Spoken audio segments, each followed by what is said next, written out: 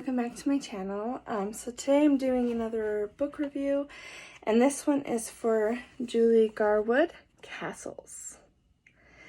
And this is one I found at the Goodwill and bought in that haul I showed, and I read it just to take a short break from all my Night Huntress books that I've been reading that I love, which I have two more that I'm actually going to read, but excited.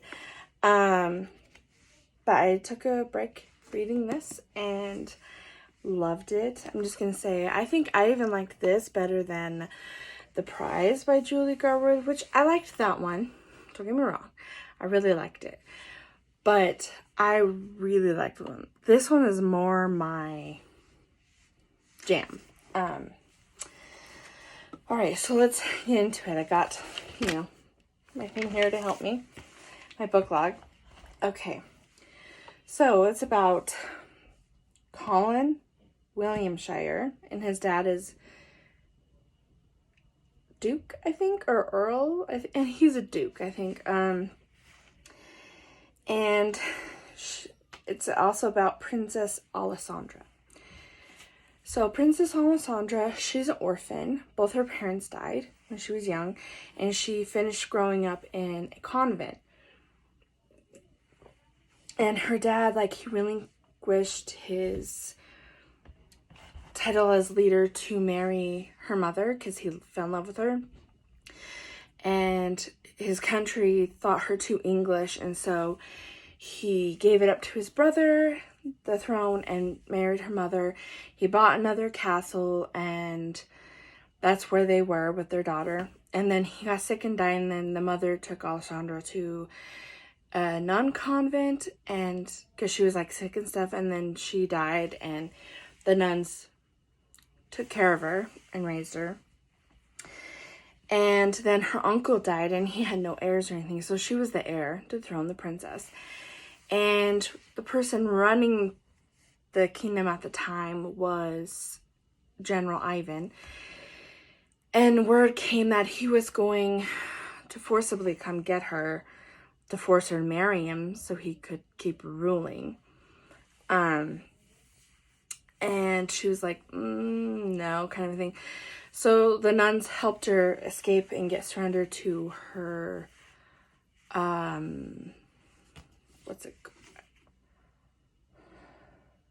her caregiver, the Duke, Williamshire.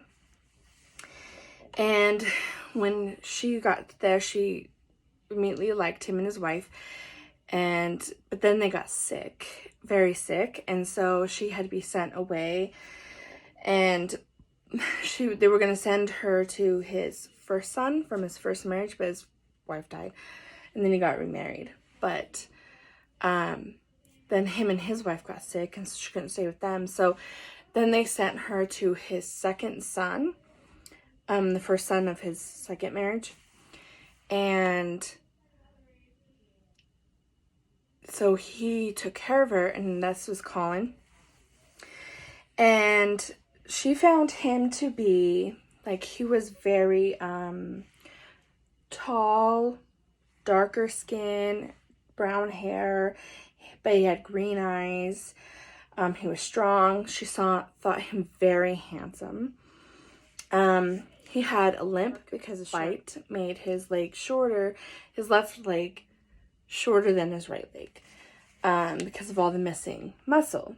So he had a limp, especially when it hurt or when he was at night and was tired. But he was always in a lot of pain because of that injury. And at the time, they told him to drink brandy or to help with the pain or take laudanum, but because they were both he could become dependent on them, he was like, I'm not going to do that. So he'd still with the pain because he didn't want to have to be dependent on things like that. He was also, because he was the second son, he had to build his own fortune, because the first son inherits everything from his father. So he is building his own ship company, and with a partner, his best friend Nathan, and they're actually doing very well, but instead of keeping the profits for himself, he's like funding most of them back into the company because he wants to get it like huge in 5 years. So he'll be like richer than rich, but he's already done so well. He's very clever. He's also a very skilled fighter. He's considered very dangerous. But he's also like very funny. He's got a very good sense of humor. He's kind, loving, very stubborn. He's very honorable. And he protects Alessandra while she's in his care. And he becomes, at first he doesn't realize how attached he's getting to her, how protective he is of her. He knows he's very attracted to her and he wants her. But he does everything he can to treat her well and to protect her and to keep her safe. And all the while getting to know her and falling more and more for her without realizing. She is very short. Like they say, she's very short and tiny, like very petite. She has long, curly, dark brown hair, big blue eyes, light skin. She's also stubborn, kind, loving, forgiving, sympathetic, but she's also very intelligent. She's very good with numbers, and she helped the nuns with numbers for their books. And she also, when he got sick, when she was his ward and she was taking care of him, she went, when he was like sleeping during the night stuff, through all of his business logs and books because he was too sick to do it. And like got everything organized and caught up and the numbers done. And when he went and checked it, he thought his brother had done it, and then later found out she was the one that had done it. But all the figures were definitely right. And like, he also found out later she was very good at like investing in stocks, and that she had to lie to like her financial guy that she got advice from a man about what stocks to invest in because he wouldn't listen to her. Because she was a woman. But Colin realized that she was just very intelligent, especially with finances and numbers. And she's also very like organized. She always makes lists all the time, and at first he makes fun of her for it, but then by the end of the book he's starting to do it too, and appreciate the lists. Anyway, and she keeps almost getting kidnapped by Ivan to be forced to marry him. So the only way to protect her from him is to get her married off as soon as possible. And so they're going through a list of guys to try to find her suitable man, but finally he realizes, I'm not going to let anyone have her. No one's suitable, and I can't stand the thought of any other man touching her. So he finally agrees to marry her, and so she's like always doing it just for honor and stuff. But then, like, he's so sweet and kind to her after they're married, and she falls for him so quickly, and he fell for her too, but it took him a little bit longer to tell her. But yeah, so it's a very good book. They fall madly in love. And then also throughout this book, that was confusing for the first while. I was like, what the heck? And italicized, like, every time it's italicized like that, like, different writing, like the cursive kind of, it is someone else talking, and it's not those two characters. It's another one that enjoys killing, basically, and talking about how he's killing women and hunting them and enjoying it. And she figures it out that women are being killed by a serial killer, like important women. And she figures out because one of them is her friend that she's trying to investigate. No one will listen to her. And then another woman goes missing, and everyone assumes she just ran off with her lover from her husband, and that's what they assumed her one friend did too. And she's like, she would never do that. And finally, Colin and them help her try to figure out who this is when she and her sister-in-law and like her brother's wife, Alessandra, and her brother's sister all receive like something from a secret admirer, because that's like his trademark thing when he's first luring women. And it was someone obviously that didn't have them targeted, but then did because someone in the family upset him, and it came out to be Colin.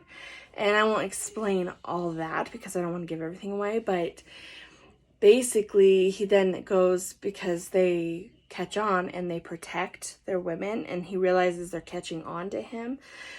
Even they don't know exactly who he is, they're catching on, and so he goes after Colin and Alessandra and tries to kill them, but Colin kills him.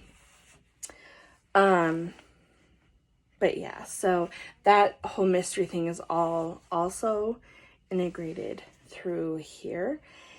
And the one thing I didn't like was there's a lot of misunderstanding kind of fights, but then they always talk it out and fix it. I think it's just a little annoying, but it was not too bad as like some, because it didn't drag on and on like their fights. They'd have a little bit of a misunderstanding and then talk about it, and then they'd get over it and then have another little misunderstanding. But to me, that's just growing pains of relationship, marriage. It's just growing pains of a new relationship and marriage. So, because that's very normal in my opinion, even in real life. So even though a lot of people are like, that's annoying, it's more annoying to me when it's like one little misunderstanding and that's the entire book until the end of why they're fighting. Like, that's the most annoying. But this one is just like a little bit here, then they fix it, and a little bit another different, something different, and then it just keeps happening, like a lot of little misunderstandings, but then they talk it out and work it out. So it wasn't that bad in my opinion. But it was also very romantic and funny. I laughed out loud quite a few times. So they're quite funny together. And I have a few pages marked to read. Okay, so this is a part where they're going to go to a party, and it's right before she was going to be kidnapped, or attempted kidnapped. And this is when he sees her after she gets all beautiful. So her hair was, okay, the cut of the dress wasn't overly revealing, but there was still a hint of flesh visible at the top of her neckline. Her hair was pinned up with a thin white ribbon threaded through her curls, wisps of hair curled at the base of her neck. She looked breathtakingly beautiful. Every nerve in Colin's body reacted to the sight of her. He wanted to take her into his arms, kiss her, taste her. And then he realized how revealing it was, and he got really mad at her about it. And then he ended up basically saying, like, you're gonna change it, or I'm gonna, you know. And he even did, like, grabbed it and he's like, I'll just keep it. I don't care if everyone sees. And so she went and changed her dress. But even though it wasn't that, it was very fashionable. She dressed it very fashionable, but also very, like, she wasn't just showing things, but basically he didn't want anyone looking at her goods. And this was before they were married even, or even engaged. And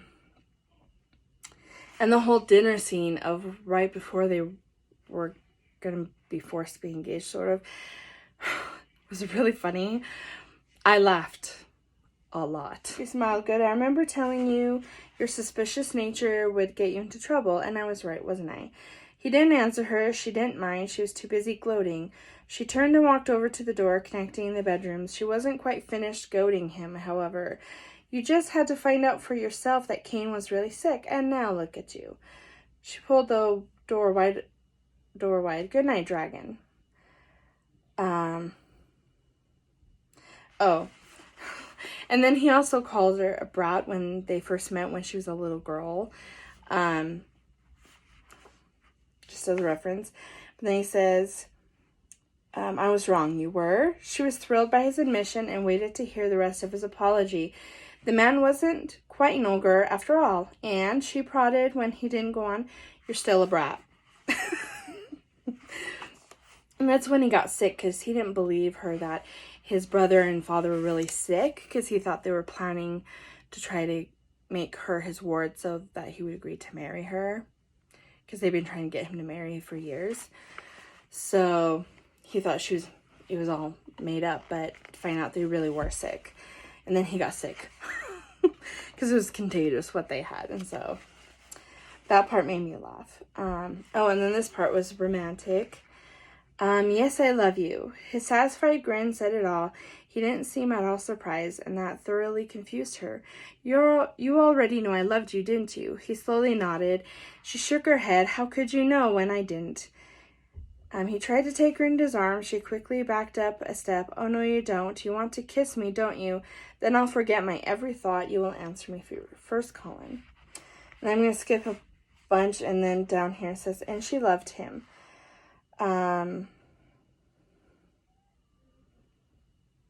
Oh, he's like, he laughed. You really do forget your every thought when I touch you, don't you? You needn't sound so happy over that shameful fact. You're above such behavior, though, aren't you? Why, I imagine you're full of thoughts while you're kissing me. Yes, I am. But yeah, that was something really cute, that every time he, like, touched her in a romantic way, she would, like, her mind would go blank of whatever she's trying to argue with him. And every time she tries to argue with him, he always just grabs her and starts kissing her. It's cute, but she was always so annoyed by it, but then she would get over her annoyance because she liked it. He bent over the bed and kissed her brow. Why not? If I sleep now, I won't be able to sleep tonight. Colin started for the door. All right, sweetheart, just rest. Wouldn't you like to rest too? He laughed. No, I have to do work. I'm sorry, husband.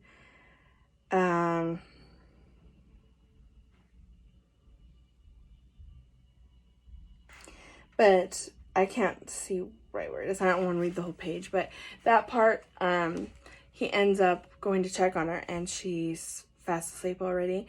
And he had found out she was pregnant through a list she made to tell him. And she didn't realize at this part he knows. And he goes and looks at her lovingly as she's taking a nap, thinking that's when he realized he was madly in love with her. Exactly what have I rejected? My title, my position, my castle, my inheritance, even my help with your company. So he rejected all of that from her at first. He finally understood. He pulled her to her feet and wrapped his arms around her. She tried to push herself away from him. They fell onto the bed. Colin protected her from his weight as he stretched out on top of her. He pinned the lower part of her body with his thighs and braced himself on his elbows so he could look down at her. Her hair spilled out on the pillows, and her eyes, cloudy with unshed tears, made her appear more vulnerable to him. Dear God, she was beautiful, even when she was glaring at him. I love you, Alessandra, he whispered, and I have taken everything you had to give me. You offered me all a man could ever want. You gave me your love, your trust, your loyalty, your mind, your heart, and your body. None of those offerings is material, sweetheart. And if you lost all the financial trappings that came along with you, it wouldn't matter to me. You're all I have ever wanted. Now do you understand? She was overwhelmed by his beautiful words. His eyes were actually misty, and she knew then that it had been difficult for him to tell her how he felt. Colin did love her. She was so filled with joy, she burst into tears. So that part was like one of the most romantic parts, because he realized, she's right, I have rejected these things, but I haven't rejected the important things, and that's why he was making sure she understood that, but it was so romantic. So sweet. Okay, so anyway, that's the final review for this book.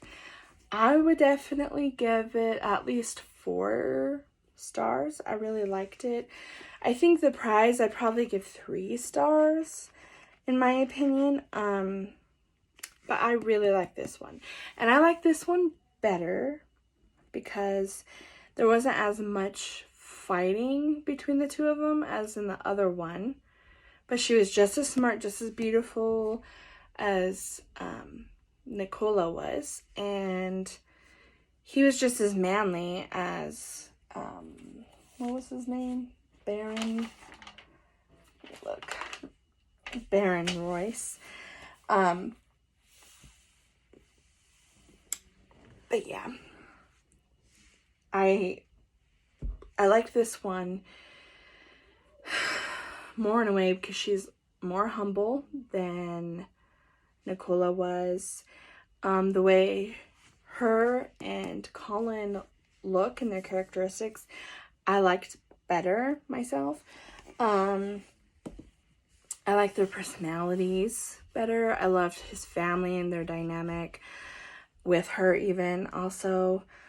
Yeah, no, I loved this book a lot better. It was a lot more romantic to me. So, yeah, I like this one better. So anyway, I hope you give this book a read and enjoy it, especially if you like historical romances. Give this video a thumbs up, like, subscribe, and I'll see you guys later.